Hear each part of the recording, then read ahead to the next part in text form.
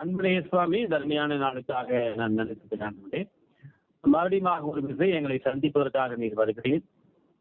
எங்களுடைய செயல்முறை என்ன, எங்களுடைய எண்ணம் என்ன, எங்கள் சிந்தனை என்ன, எங்கள் வாழ்க்கை முறைகள் என்ன என்பதை ஆண்டவரே எங்களுக்கு கற்றுக் கொடுங்க. எனக்கு கற்றுக் கொடுங்க சுவாமி. கற்றுக்கொண்டதை நான் அவனுக்கு சொல்லிக் கொடுக்க, அதற்கு அவர்களும் கீழ்ப்படிந்து தன் வாழ்க்கையிலே ஆவிக்குரிய வாழ்க்கையில முன்னேற, கர்த்தரை மகிமைப்படுத்த, என் தந்தையை சந்தோஷப்படுத்த மறுபடியும் ஒரு தருணம் கிடைக்கிறதே என்று சொல்லி நான் நன்றி செலுத்துகிறேன் ஆண்டவரே. தொடர்ந்து நான் பேசுறது நான் இல்லை, நீர் பேசும் அருமையானவர்கள். நான் பேசினால் அது பிரயோஜனம் இல்லை, அது வெற்று வார்த்தையாக போய்விடும். நீர் பேசும், ஒவ்வொருடைய இருதயத்திலும் நீர் பேசும். இயேசுவின் நாமத்தில் கேட்கிறோம் நல்ல பிதாவே, ஆமென். ஆமென். அன்பானவர்களே, இந்த நாள்ல நமக்கு கொடுக்கப்பட்ட தலைப்பு மன்னிப்பு. உலகத்திலேயே சிறந்த பூ மன்னிப்பு என்று சொல்லி வேத வல்லுநர்கள் சொல்லுவார்கள். அன்பானவர்கள், எனக்கு கொடுக்கப்பட்ட வசனம், நமக்கு கொடுக்கப்பட்ட வசனம் மத்தேயு 6:14-15. மனுஷனுடைய தப்பிதங்களை நீங்கள் மன்னித்தால், அவர்களுக்கு மன்னித்தால் கர்த்தர் உங்களுக்கும் மன்னிப்பார். மனுஷனுடைய தப்பிதங்களை நீங்கள் அவருக்கு மன்னியாதிருந்தால் உங்கள் பிதா உங்கள் தப்பிதங்களையும் மன்னியாதிருப்பார். ரொம்ப இது என்னுடைய ரட்சிக்கப்பட்ட உடனே அதுக்கு முன்பாகவோ இந்த பிரசங்கத்தை நான் கேட்ட ஒரு ஐயா எங்களுக்கு பிரசங்கம் செய்தார். அருமையா பிரசங்கம் செய்தார். இந்த 2 வசனங்களை வைத்துதான் ஒரு அரை மணி நேரம் 3/4 மணி நேரம் பிரசங்கம் செய்தார். அருமையான அவர் பெயர் ஜோபு. அவர் பரலோகத்தில் இருக்கிறார். ஒரு அருமையான ஒரு தேவ மனிதன். ஆம் அன்பானவர்களே, மனுஷனுடைய தப்பிதங்களை நீங்கள் அவர்களுக்கு மன்னித்தால் உங்கள் பரமபிதா உங்களுக்கும் மன்னிப்பார். மறுபடியும் படிக்கிறேன். மனுஷருடைய தப்பிதங்களை நீங்கள் அவர்களுக்கு மன்னித்தால் உங்கள் பிதா உங்களுக்கும் மன்னிப்பார். மனுஷனுடைய தப்பிதங்களை நீங்கள் அவர்களுக்கு மன்னியாதிருந்தால் உங்கள் பிதா உங்கள் தப்பிதங்களையும் மன்னித்திருப்பார்.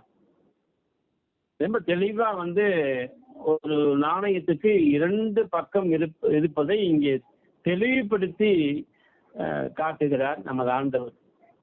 மலை பிரசங்கத்தில் தெளிவாக போதித்திருக்கிறார். அந்த சீசர்களுக்கு போதித்தார், இன்று நமக்கு போதிக்கிறார். அன்பானது, இப்போ இதுக்கு ஷார்ட் அண்ட் ஸ்வீட்டா சொல்ல போனா என்ன? மனுஷனுடைய தப்பிதங்களை நீங்கள் அவளுக்கு மன்னித்தால் உங்களுக்கு பரலோகம். பூலோகத்திலையும் அவங்களுக்கு சமாதானம் இருக்காது.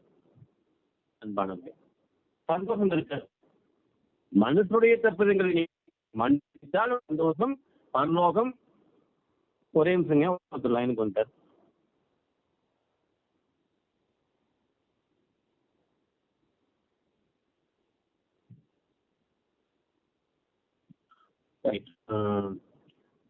மனுஷனுடைய தப்பிதங்களை நீங்கள் அவளுக்கு மன்னித்தால், ஒரே நிமிஷம் அவருக்கு போட்டு வந்துடுறேன்.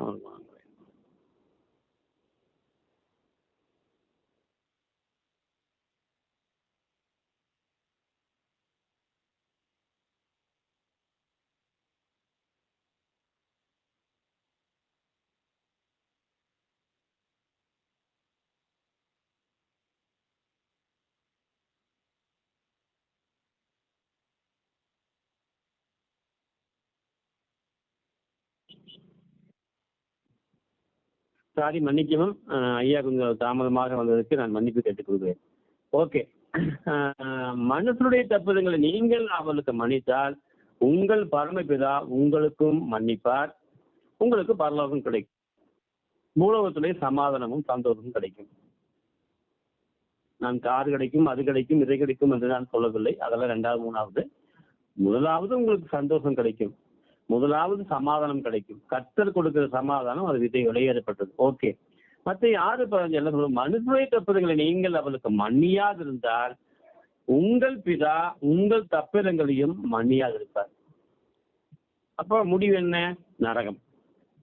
நம்ம சர்ச்சுக்கு தொடர்ந்து போகலாம், நான் அடிக்கடி இதைத்தான் வார வாரம் திருப்பி திருப்பி சொல்லிட்டு இருப்பேன். இது எனக்கு சலித்து போகுமா அப்படின்னு சொல்லி யோசிக்கும் பொழுது அப்படியெல்லாம் இல்லை. ஏன்னா 120 வருஷம் நோவா மனம் திரும்ப மனம் திரும்ப மனம் திரும்ப சொல்லிட்டு இருந்தார். ஒரே பிரசங்கம் தான் தொடர்ந்து. என்னடா இந்த கிழவன் இப்படி பண்றானேன்னு சொல்லி கடைசியில் அழிவுதான் வந்தது தெரியும். நீங்க படிச்சு பார்த்துருப்பீங்க. நான் சொல்லல, பைபிள் சொல்லுது. அன்பானவர்களே, பூலோகத்திலே நீங்கள் ஆலயத்துக்கு செல்லலாம், ரொம்ப சந்தோஷம். பாட்டும் பாடலாம், வேதமும் படிக்கலாம், காணிக்கையும் கொடுக்கலாம், கிறிஸ்துவர்களாக படிக்கலாம். இது நான் இந்த சர்ச்சை விட்டு வெளியே வந்தேன் பார்த்தீங்களா, அப்பதான் ஆக்சுவலா நான் தெளிவா எல்லாத்தையும் புரிஞ்சுட்டு யார் யார் எப்படிப்பட்டவர்கள் என்று சொல்லி. அன்பானவர்களே, கிறிஸ்தவர்களை விட கிறிஸ்துவ அல்லாதவர்கள் பரவாயில்லைன்னு மாதிரி ஒரு சில நேரத்தில் தோணுது. ஏன்னா அவருக்கு சத்தியம் தெரியவில்லை. அப்படி இருந்தாலும் மனச்சாட்சிக்கு கீழ்ப்படுகிறார்கள், ஒரு சிலர் சொல்வதை கேட்கிறார்கள். அன்பானவர்களே, உங்க ஆலோசனைக்கு நன்றி என்று சொல்லுகிறார்கள். தனியான நாள்ல கிறிஸ்துவர்களாக நாம் நடிக்கலாம். ஆனால் ஒரு மனிதன் எத்தனை தவறுகள் நமக்கு எதிராக செய்திருந்தாலும் அதை மன்னிக்கும் சக்தி நமக்கு வேண்டும். ஐ மீன், கர்த்தர் நமக்குள் இருந்தால் அது நடக்கும். ஒரு மனிதன் எத்தனை தவறுகள், அதுதான் உண்மையான ரட்சிப்பு, ஆழமான ரட்சிப்பு. நான் ரட்சிக்கப்பட்டேன், ரட்சிக்கப்பட்டுக் கொண்டிருக்கிறேன், ரட்சித்தேன், முடிவு பரியந்தம் ரட்சிக்கப்படுகிறவனே, நிலை நிற்பவனே ரட்சிப்பிலே, முடிவு பரியந்தம் நிலை நிற்பவனே ரட்சிக்கப்படுவார் என்று சொல்லி வேதம் தெளிவாக சொல்லுது. மற்ற 6, 14, 15 மறுபடியும் ரிப்பீட் பண்றேன்.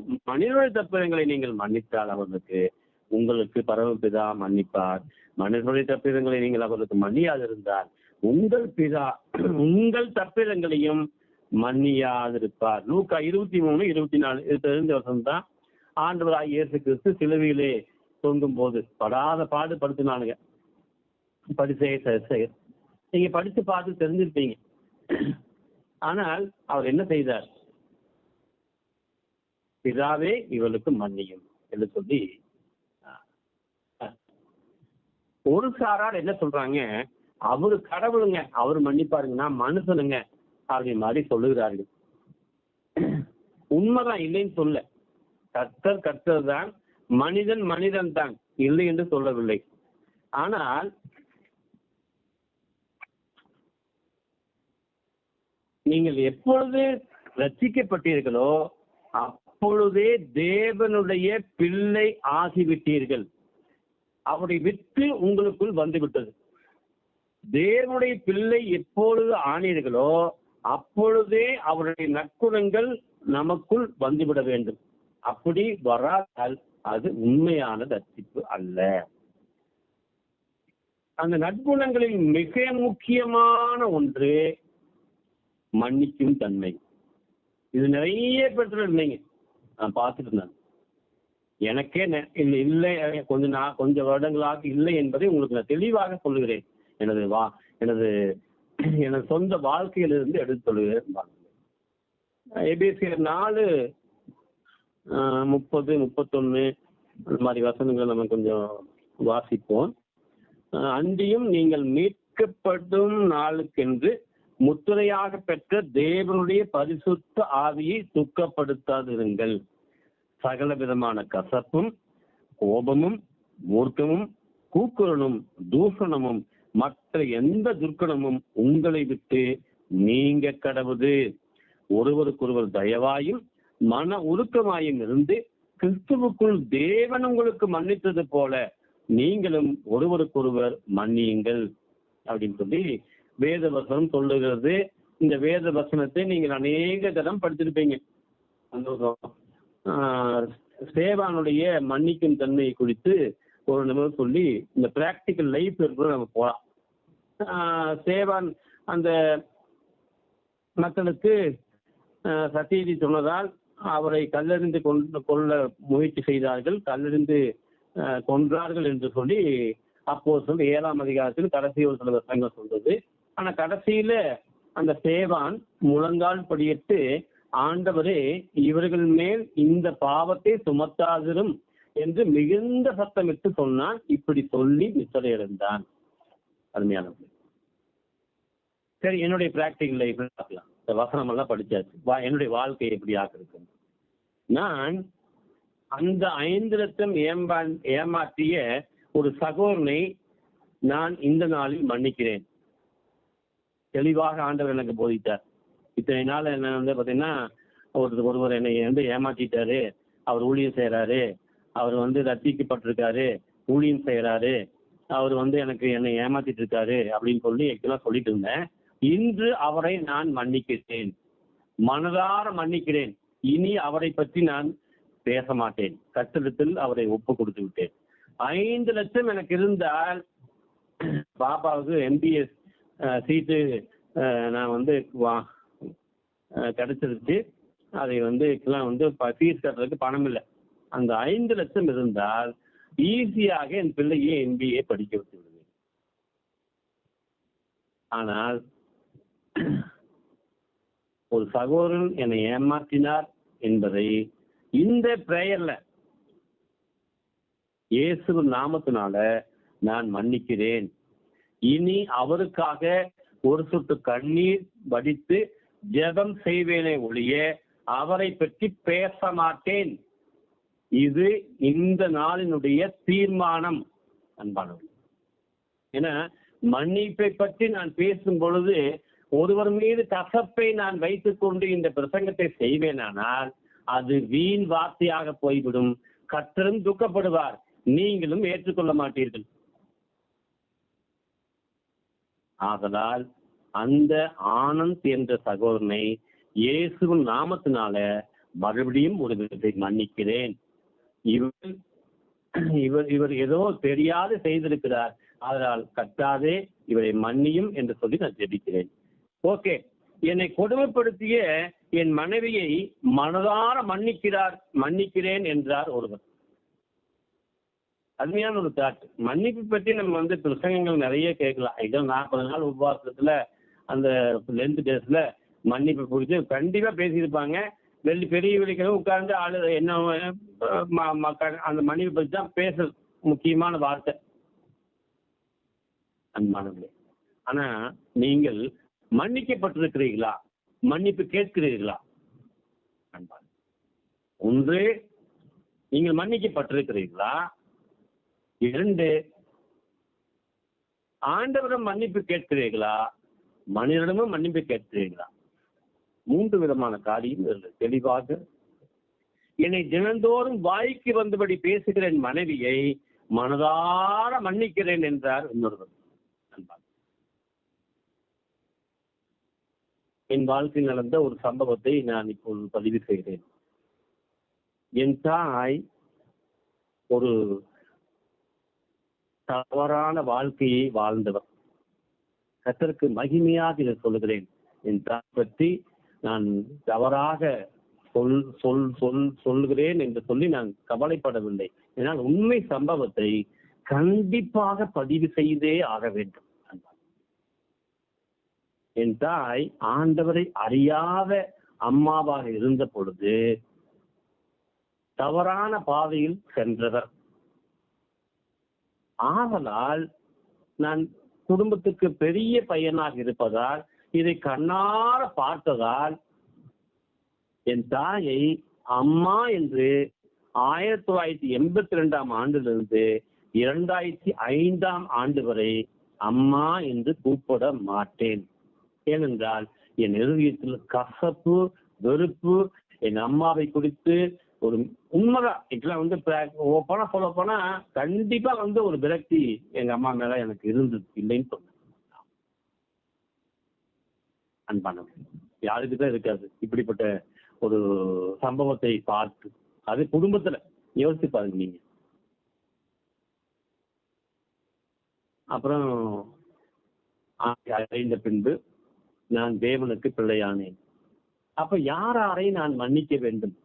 எனக்கு என் சபையிலே சொல்லிக் கொடுத்த ஒரு சில காரியங்களை தெளிவாக உங்களுக்கு பேசுகிறேன். ஆரம்பத்திலே என்னை அருமையாக வழிநடத்தினார்கள். அதற்கு நான் என் சபைக்கு நான் நன்றியாக இருக்கிறேன்.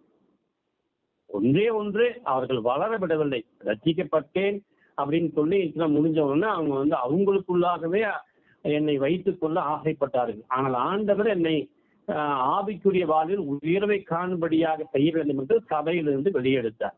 ஆனால் ஆரம்பத்திலே வழிநடத்தியதை நான் ஒருபோதும் மறக்க மாட்டேன். அப்போ யாரை நான் மன்னிக்க அப்படின்னு சொல்லி எனக்கு கவுன்சிலிங் கொடுக்கப்பட்டது. நான் தேவனுடைய பிள்ளையாகிவிட்டேன், ஓகே, ரசிக்கப்பட்டு விட்டேன். என் தாயை நான் மன்னிக்க முடியவில்லை. ஏனென்றால் அம்மா என்ற வார்த்தை என் வாயிலிருந்து வரவே வராதுங்க. வா போன்னு கூப்பிடுவேன். நினைச்சு பாருங்க, ஒரு நிமிஷம் திங்க் பண்ணி பாருங்க. அப்ப அந்த ஜோப் என்கிற ஐயாவிடம் அவர் தான் இந்த பிரசங்கத்தை செய்தார். அப்போ அவர்கிட்ட நான் டைம் வாங்கிட்டு அவர் வீட்டுக்கு சென்றேன். அவர் வீட்டுக்கு சென்று அவ்வப்போதுதான் ஆவிக்குரிய வாழ்க்கையிலே முன்னேற வேண்டும் என்று நமக்கு விருப்பம் இருந்தால் வீட்டுக்கு வர சொல்லுவார்கள், இல்லையா தனியா கவுன்சிலிங் பண்ணுவாங்க. இப்பெல்லாம் அந்த முறைகளே இல்லை, அந்த 1-to-1 அப்படிங்கிற முறையே இல்லை. ஏன்னா ஓப்பனா பேசுறேன், 1-to-1 இருந்தா ரசிக்கப்பட்டு ஆவிக்குரிய வாழ்க்கையிலே முன்னேறலாம். அதே சமயம் 1-to-1 ஏன் இல்லை என்றால், அப்படியே ஊழியர் அங்கே சென்றால் காணிக்கை வாங்குவதற்காகவும் அங்கே ஆசீர்வாதம் கூறும்படியாகவும் தான் இருக்கிறார் ஒழிய, மற்றபடி அவர்கள் வாழ்க்கையிலே உயர்வு இருக்கிறதா, எங்கே பிழை இருக்கிறது என்று சுட்டி காண்பித்தால் அங்கே காணிக்கை வராது என்று சொல்லி அவர்கள் அநேகர் அப்படியாக செய்வதில்லை. சத்தியத்தை சொல்வதற்காக செல்லுகிற ஊழியர்கள் இது குறைவாகி போய்விட்டார்கள். அப்படி போவர்களுக்கு அங்கே இடமும் இல்லை. ஏன்னா காசு ஓபன் பண்ண மாட்டாங்க. நீங்க பாருங்க, சத்தியத்தை நீங்க கேட்குறீங்க. எங்க எங்க எங்க எங்க குறிப்பிட்ட ஒரு சர்ச்சுகள் எல்லாம் பாத்தீங்கன்னா ஆண்டவர் என்ன பேசினார் என்று கேட்பார். அடுத்த நாள் போன் பண்ணி கேட்பாங்க, நேற்று பிரசங்கத்தை கேட்டீங்க, ஆண்டவர் உன்னோடு என்ன பேசினார், வாப்பா நீ அடுத்த நாள் வாப்பா என்னோட சொல்லு. கவுன்சிலிங் பண்ணுவாங்க. இப்பொழுதெல்லாம் அப்படியெல்லாம் கிடையாது. அப்படி இருக்கு. விசுவாசிகளும் பிலீவர்ஸும் போன் பண்றது இல்லை. ஊழியர் பிலீவர்ஸுக்கு போன் பண்ணாலும் அவர்கள் ஒன்றும் ஹார்ட் ஓபன் பண்ணி பேசுறது இல்லை. ஆவிக்குரிய வாழ்க்கை மற்றெல்லாம் கேட்பாங்க, எனக்கு அது இல்லைங்க, இப்படிங்க அப்படிங்க இப்படிங்க, எனக்கு எனக்கு உதவி தேவைங்க, அதெல்லாம் கேட்பாங்க. ஆனா ஹார்ட் ஓபன் பண்ணி பேசுவது காரியம் இன்றைய நாட்களில் மிக மிக குறைவாகி போய்விடும். அன்பானவர்களே, ரைட். அவர்கிட்ட போகும்போது அவர் இந்த வசனத்தை தான் போதித்தார். மறுபடியும் அந்த வசனம் தான். எந்த வசனம்? மத்தேயு 6:14-15. அப்போ நீ போய் நல்லா இந்த வசனத்தை நீ மெடிடேட் பண்ணி ஆண்டவர்கிட்ட போய் ஜெபம் பண்ணி முழங்கால் போட்டு உங்க அம்மாட்ட போய் நீ மன்னிப்பு கேளுப்பா அப்படின்னு சொன்னார். அப்ப அதே மாதிரி செஞ்சேன். என்னால் கூப்பிட முடியல. மறுபடியும் வீட்டுக்கு வந்தேன், முழங்கால் போட்டேன், ஆண்டவருக்கு கதறி அழுதேன். நிறைய பேர் இன்னைக்கு தேவைகளுக்காக கதறுவார்கள். என் அம்மாவை நான் மன்னிக்க முடியவில்லை என்பதற்காக கதறி அழுதேன் நான். அன்பான் அப்பொழுது மறுபடியும் சென்றேன், அம்மா என்று கூப்பிட்டேன். கூப்பிட்ட போது பரிசுத்த ஆவியானவர், பாருங்க, இந்த பரிசுத்த ஆவியானவரை துக்கப்படுத்த காரியங்கள் தான் அநேக சபைகள் நடக்கிறது. என்னுடைய வாழ்க்கையிலே, சொந்த வாழ்க்கையிலே என் அம்மாவிடம் மன்னிப்பு கேட்கும் பொழுது பரிசுத்த ஆவியானவர் இறங்கி என் கண்ணீர் எப்படி வந்துச்சுங்களா, தார தாரையா வந்துச்சு. அதுதான் பரிசுத்த ஆவியானவர். அன்பானவர்களே, அருமையான நாள்ல பரிசுத்த ஆவியானவரை தயவு செய்து துக்கப்படுத்த ஆடியோ பாடியோ ஆட்டம் போட்டோ கொண்டாட்டம் போட்டோ பரிசுத்த ஆவியானவரை நீங்கள் துக்கப்படுத்தாதிருங்க. ஓகே, இங்க பாத்தீங்கன்னா அம்மான்னு கூப்பிட்ட உடனே பரிசுத்த ஆவியானவர் இறங்கினார். அப்படியே தார தாரையாக என் கண்ணீர் என்னுடைய பாதத்திலே என் கண்ணீர் விழுந்ததை நான் இப்பொழுது உணர்ந்து பேசுகிறேன். என் தாயை மன்னித்து விட்டேன். கட்டிய வாயை திறக்கும்படி ஆண்டவர் உதவி செய்தார், கிருபை கொடுத்தார். பெருமையான நல்ல விடுதலைங்க. விடுதலை விடுதலை என்று சொல்லி பாடி பிரயோகம் இல்லை. நாம் விடுதலையாக இந்த உலகத்திலே வாழ வேண்டும். அதற்கு பிறரை மன்னிக்க வேண்டும். கசப்பும் வெறுப்பும் இருதயத்திலே எல்லாம் வச்சுக்கொண்டு என்னதான் நீங்க போய் பைபிள் படிச்சாலும், என்னதான் சர்ச்சுக்கு போனாலும் ஒரு பிரயோஜனம் இல்லைங்க. நீங்கள் நரகத்துக்கு பாத்திரவான்கள். பரலோகத்துக்கு நீங்கள் செல்ல முடியாது. பூலோகத்திலே உங்களுக்கு சமாதானமும் சந்தோஷமும் கிடையாது அன்பானவர்களே. இதை நான் தெளிவாக உங்களுக்கு பேச முடியும்.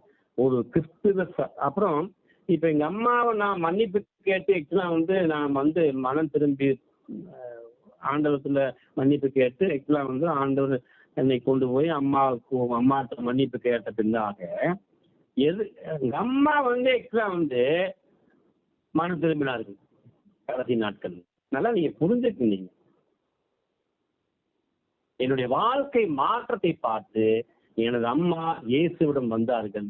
இன்று பரலோகத்திலே ஜீவிக்கிறார்கள். என் அம்மா தவறான வாழ்க்கை வாழ்ந்தவர் தான், இல்லை என்று சொல்லவில்லை. ஆனால் தேவனால் மன்னிக்கப்பட்டு இந்த நித்தியத்திலே வாழ்கிறார். தர்மையான நாள்ல தெளிவாக என்னால் பேச முடியும். நான் அன்று அம்மாவை நான் மன்னிக்காமல் இருந்தால் நான் தேவனுடைய பிள்ளையாக மாட்டேன்.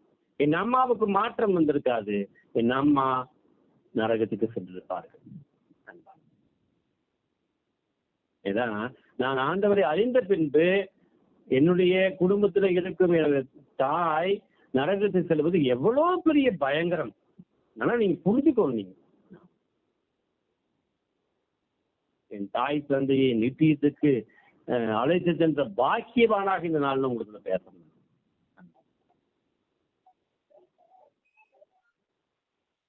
ஒரு சகோதரியினுடைய நிச்சயதார்த்தத்துக்கு சென்றேன். நான் எங்கே போனாலும் சத்தியத்திலே நிலை நிற்பதிலே அவர்கள் நிலை நிற்கிறார்களா என்ற அடிப்படையிலே அதிகமாக சிந்திக்க வேண்டாம். ஏன்னா ஆண்டவர் எனக்கு சொல்லிக் கொடுத்ததை மற்றவர்களுக்கு சொல்லாமல் இருப்பது பாவம். அது அப்பொழுது அவர்கள் கேட்ட வார்த்தை என்னன்னா, உங்களிடத்தில் உங்களுடைய அண்ணியிடம் நீங்கள் ஒப்புரவாக்கி விட்டீர்களா? திருமண காரியத்திலே ஈடுபடுகிறீர்கள். உங்களுடைய அண்ணனுடைய மனைவிக்கும் உங்களுக்கும் வருத்தம் இருந்தது. அந்த வருத்தத்தை நீங்கள் சரி செய்து விட்டீர்களா என்று கேட்டேன். இருதயத்தில் கசப்பை வைத்துக் கொண்டு நாம் காயினை போல நடித்தால் ஆண்டவருக்கு துக்கத்தை நாம் கொடுப்பவராக இருப்போம். தர்மையான நாள்ல சிந்திப்போம். மனுஷுடைய தப்பிதங்களை நீங்கள் அவர்களுக்கு மன்னித்தார், உங்கள் பரமபிதா உங்களை மன்னிப்பார். உங்களுக்கு ஆசீர்வாதம் வருங்க. தனி முறையிலே ஒரு மிகப்பெரிய சமாதானம் வருங்க. நீங்க மன்னிக்க முடியாத இதயத்திலே கசப்பையும் வைராக்கியத்தையும் வைப்பதன் மூலமாக உங்கள் உடம்பும் பாதிக்கும். ஒன்று. இரண்டாவது, ஆண்டவருக்கு பிரியமில்லாத ஒரு வாழ்க்கையை வாழ்ந்து நடித்துக் கொண்டிருக்கிறேன் என்று அர்த்தம். இன்று உங்கள் முகத்திரை கிழிக்கப்படட்டும். இன்று இரவு கிழிக்கப்படட்டும். ஆண்டவரே என்னை மன்னியும். எனக்கு தீங்கு செய்த ஒருவரை நான் மன்னிப்பது முடியாத காரியமாக இருக்குது. ஆண்டவரே எனக்கு கிருபதாரும் கிருபதாரும் கிருபதாரும். எனக்கு உண்டாரும் அதை தாரும், என் பிள்ளைக்கு படிப்பை தாரும், அதை தாரும் இதை தாரும் என்று கேட்டு உம்மை துக்கப்படுத்தி விட்டேன். ஆண்டவரே இந்த கிருபையை கேட்காமல் நான் பாவியாக மறுபடியும் ஆகமுடித்தல் வருகிறேன். ஆண்டவரே என்னை மன்னியும். ஜெபிப்பீர்களா? நான் என்னுடைய பாட்டு முடிந்து விட்டது. இனி உங்களுடைய பாட்டு தொடங்குகிறது. உங்களுக்கும் கடவுளுக்கும் உள்ள தொடர்பை நீங்கள் நிரூபித்து காண்பீர்கள். அதுதான் ஆசீர்வாதம். ஆம் அன்பானவர்களே, இறுதியில் கசப்பையும் வெறுப்பையும் வைத்துக் கொண்டு காயினை போல நீங்கள் நடிக்க வேண்டாம். எத்தனை நாள் தான் நடிக்க முடியும்?